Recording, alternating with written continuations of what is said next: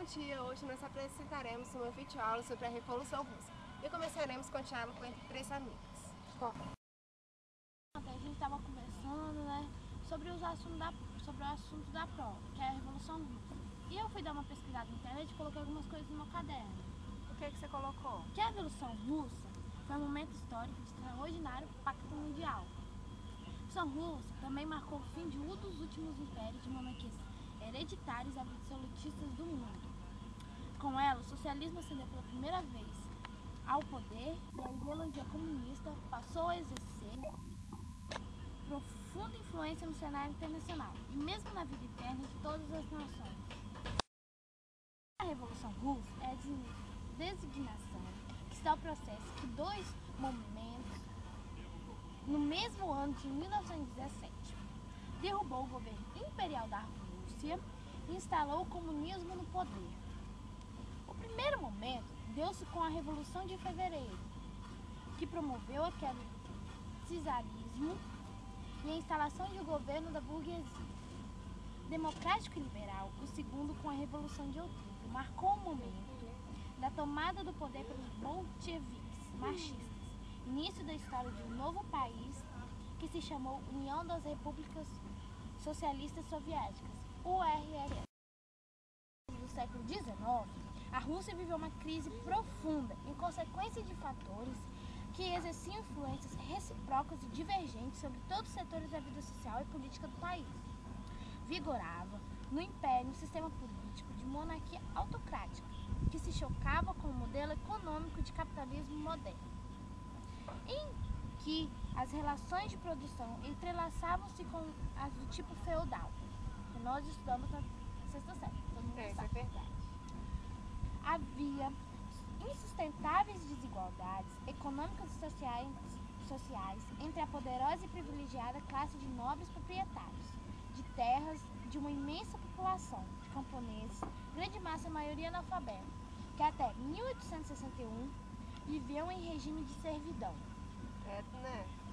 A burguesia, numerosa e influente, estava insatisfeita com as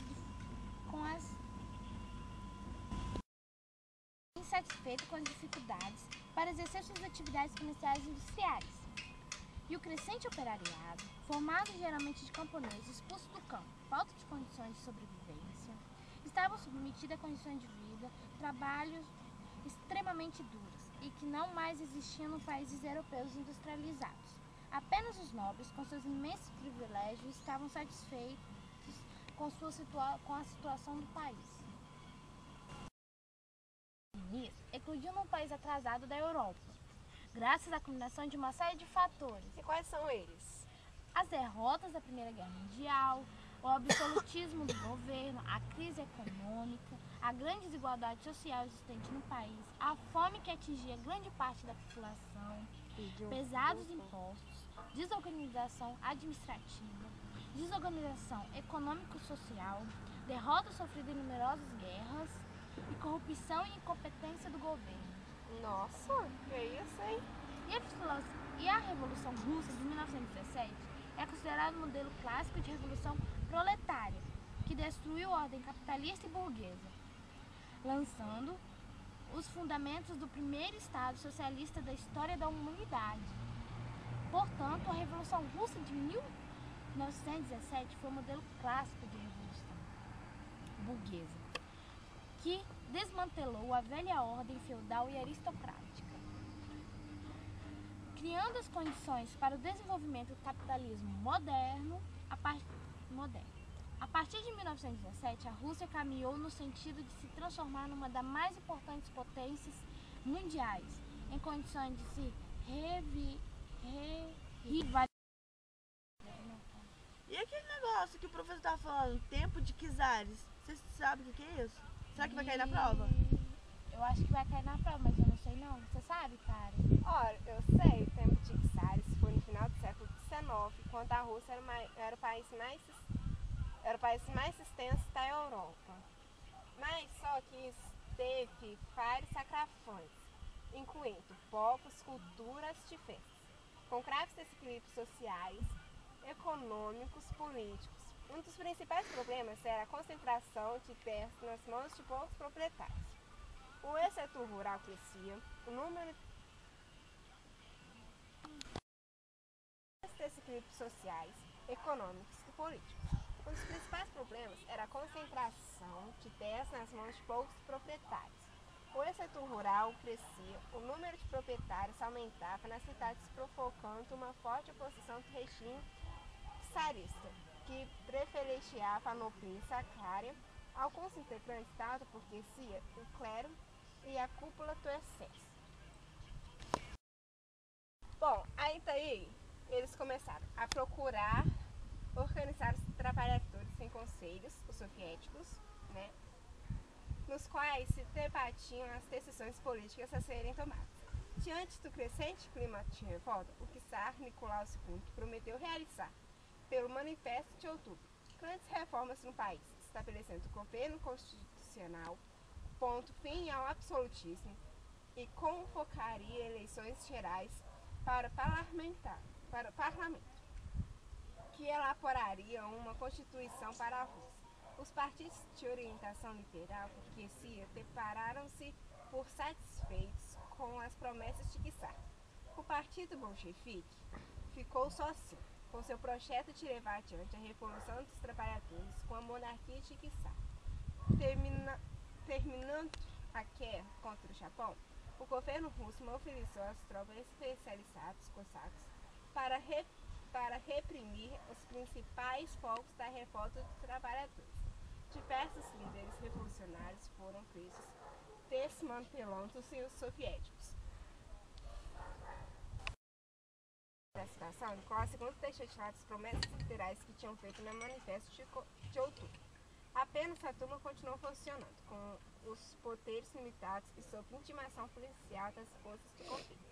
A revolta de 1905 tinha fracassado, mas serviu para que os líderes revolucionários avaliassem seus erros e suas fraquezas, aprendendo a superá-los. Foi, segundo ele, um ensaio geral para a futura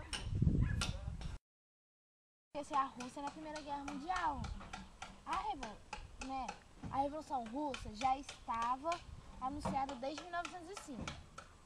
O regime czarista estava minado por várias forças contrárias. Ah tá, até que é verdade que a Rússia entrou pela Primeira Guerra Mundial despreparada para uma guerra moderna? É verdade. O seu exército possuía o maior contingente de toda a Europa, mas o comando era ineficiente. Não havia apoio logístico, faltavam armas e as táticas de guerra eram ultrapassadas. Nossa. Em 1905 ocorreu a Guerra Russa-Japonesa, onde os russos foram derrotados pelos japoneses. Numa guerra motivada por disputas sobre a região chinesa Manchúria. As duras condições de vida da maioria da população, a corrupção que reinava na corte e essa derrota tornaram a situação interna russa mais conflitante. A insatisfação popular se manifestou por meio de greves e motins nas principais cidades. Os cossacos reprimiam violentamente as manifestações populares. O movimento de 1905 foi abafado.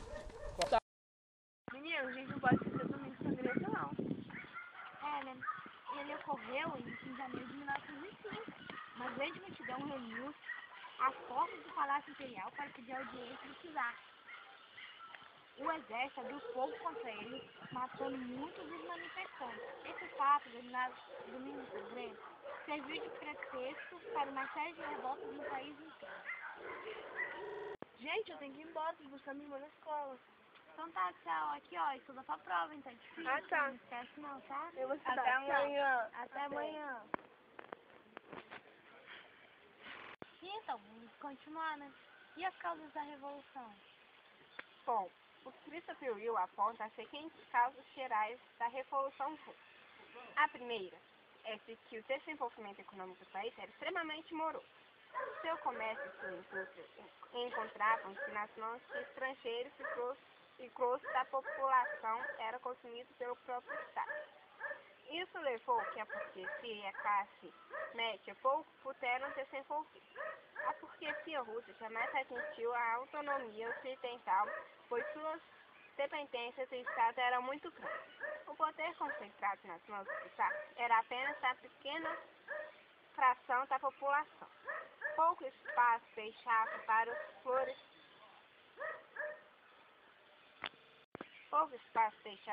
florescimento do liberalismo, que atingiu aqueles que eram muito ricos. A presença estrangeira no financiamento da industrialização russa tornou a burguesia uma peça no sistema internacional, fazendo procurar proteção junto ao Estado. A extraordinária concentração de operários nos grandes centros urbanos do país, perto de 3 milhões, e a superexploração a que estavam submetidos, o capitalismo russo só sabia competir reduzindo os gastos e não implantando tecnologia, levando-os a forçar para baixo o padrão de vida dos operários. Esses são, pois, um conjunto de fatores mais amplos da estrutura que terminaram por favorecer um tipo específico da revolução. Movimento de Petrogrado. Pelos marinheiros da esquerda do Báltico e da fortaleza de Sondek, e pelos guardas vermelhos, operários armados, tomam de salto o Palácio de Inverno, sede do governo provisório. O mesmo acontece na maior parte do país, havendo apenas um efeito maior em Moscou. O golpe de Estado, desejado pelos bolchevistas, foi incluído. Poucas foram as vítimas em outubro de novembro, pois ainda teria que enfrentar uma ameaça ainda maior que a própria guerra, a Guerra Civil, que foi de 1918 a 1921, que atingiria todas as aldeias e rincões do país, levando à exaustão e a mais de 1 milhão de mortos. Cara, você sabe sobre a Guerra Civil? Bom, o que eu sei é que a Guerra Civil eclodiu em abril de 1918, em várias regiões da Rússia. Dois generais socialistas levaram suas tropas contra o governo bolchevique, aproveitando o verdadeiro caos em que o país se encontrava. As nações aliadas resolveram intervir a favor do sul.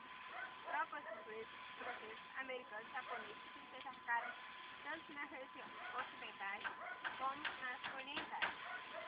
Seus objetivos eram derrubar o governo bolchevique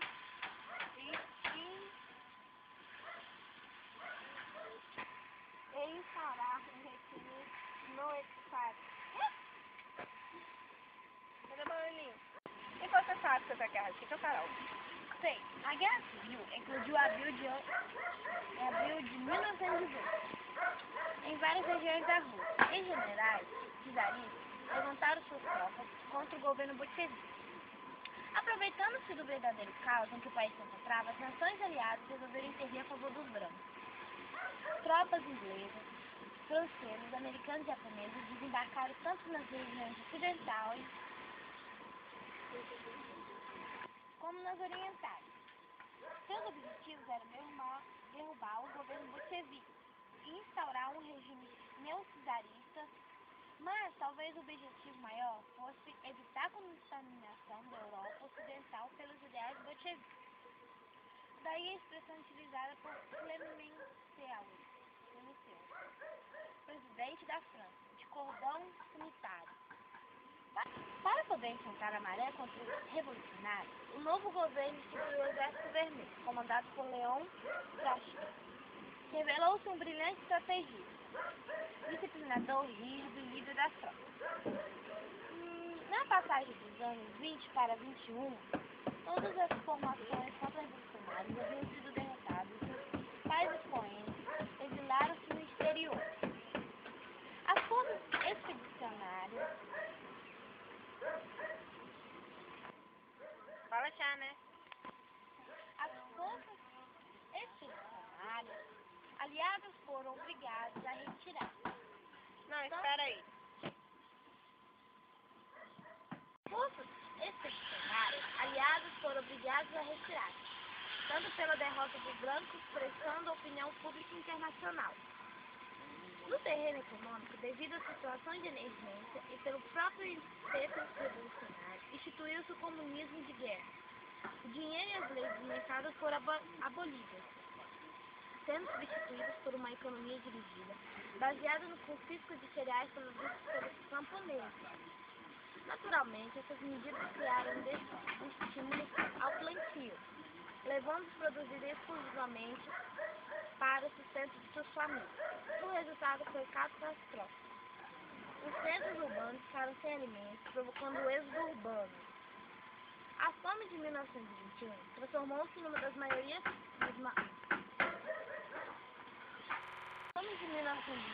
transformou-se numa das maiores tragédias da Rússia moderna, milhares pereceram. Politicamente, os bolcheviques iniciaram a luta final contra outras facções da esquerda, terminando por se transformar no único partido legalizado do país. Durante o quinto congresso do partido, em 1921, adotaram uma resolução ainda mais drástica: redução da existência de facções entre os partidos. Quer dizer, os bolcheviques estendiam a ditadura sobre si próprios, enquanto a liderança esteve nas mãos de Lenin. Instrumento coercitivo, quando Stalin empalmou a direção partidária. Da Revolução, né, Karen? E nos anos 30, a União Soviética se lança numa das mais formidáveis e traumatizantes aventuras dos tempos contemporâneos. A transição prestigiosa do país agrário em um país industrializado pela primeira vez na história, essa transição não se daria pelas forças técnicas da lei de mercado e sim pelo impulso estatal amparada na planificação econômica geral. Stalin encerrou definitivamente a NEP e deu início ao lançamento das bases industriais que permitiram posteriormente a URSS sair vitoriosa em conflito com a Alemanha nazista. No entanto, sua política teve terríveis consequências no plano físico, moral e intelectual da nação. Agitada pela necessidade de fazer frente à ameaça capitalista e cercar o país, os soviéticos lançaram-se a tarefa dos últimos sem precedentes. O primeiro passo dado foi a coletivização forçada a que os camponeses foram submetidos. A URSS, no final dos anos 20, possuía aproximadamente 25 milhões de pequenas propriedades, mas que tinham mais de 100 milhões de camponeses com suas famílias. A contradição da propriedade privada da terra e propriedade socializada foi resolvida num cômodo. Criaram-se milhares de fazendas coletivas e granjas estatais, e preferiu iniciar uma nova etapa da história da exploração e produção. Esperava, deste modo, fazer com que o produto já nas áreas urbanas, o processo de industrialização cresceu muito. Em 1924, com a morte de Lenin, desencadeou uma luta pelo poder e colocou frente a frente os dois mais destacados dirigentes do Partido Bolchevique, Trotsky e Stalin, que foi muito mais que uma disputa pessoal pelo controle do poder, mas sim um confronto entre duas concepções revolucionárias. De um lado, a teoria da revolução permanente e de outro, a teoria do socialismo num só país, advogado por Stalin. No entanto, a população ainda iria passar por um teste mais duro, a era do terror. Quando Stalin decidiu pela eliminação de todos aqueles que lhe disseram e faziam oposição dentro do partido. E com a vitória de Stalin foi estabelecida uma ditadura pessoal na União. De 1929 até sua morte, em 1953. A sangrenta ditadura imposta por ele, conhecida como stalinismo. Pessoal, tá? Espero que vocês tenham entendido, tá?